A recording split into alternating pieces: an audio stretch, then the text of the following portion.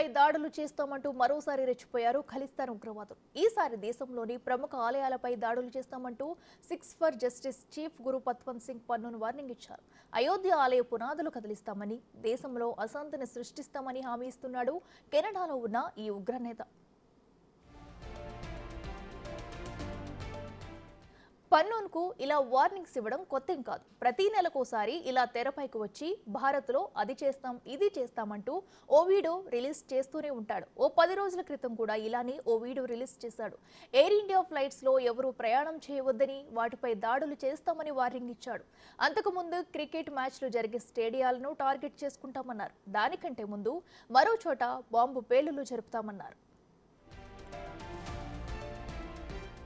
మరి కెనడా గడ్డపై ఉండి ఈ రాజకార్యాలని చేస్తున్న పన్నూన్కు మాత్రం అక్కడి ట్రూడో సర్కార్ రెడ్ కార్పెట్ పరుస్తుంది.